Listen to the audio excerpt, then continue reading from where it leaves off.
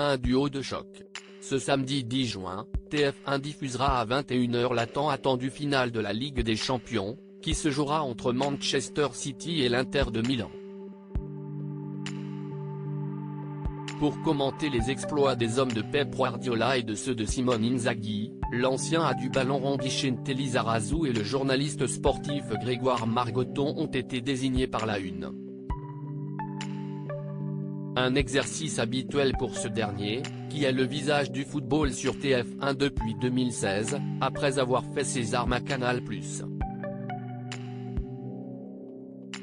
Un agenda chargé qui ne l'empêche pourtant pas de s'occuper de sa petite tribu composée de 5 enfants, fruit de 2 unions différentes. Grégoire Margoton est donc l'heureux papa de 4 filles et un garçon. Le chef d'orchestre de Téléfoot a eu ses 2 premiers enfants avec sa première femme, puis les 3 autres, dont sa petite dernière venue au monde le 14 juin 2021, avec sa compagne actuelle, dont il a pris soin de préserver l'identité. Alors, quand il n'est pas dans les tribunes pour commenter un match, Grégoire Margoton s'occupe des siens, quitte à passer ses week-ends avec ses têtes blondes plutôt que dans les stades de Ligue 1.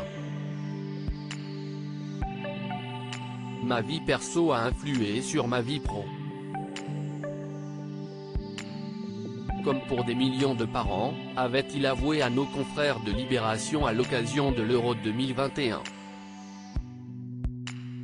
Et de préciser, dans les colonnes de Téléstar, avec mes 2 enfants, un week-end sur 2, ça devenait pesant.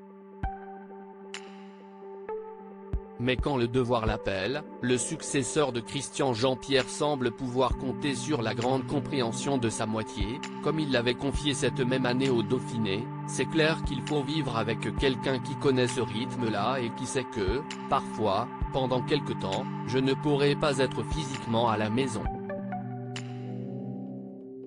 Supérieur à ces joueurs de l'équipe de France de football qui ont fréquenté des stars. Grégoire Margoton, un papa qui dort peu s'il est peu loquace quant à sa vie privée, Grégoire Margoton s'est confié à différentes reprises sur sa progéniture et sa vie de papa bien occupé.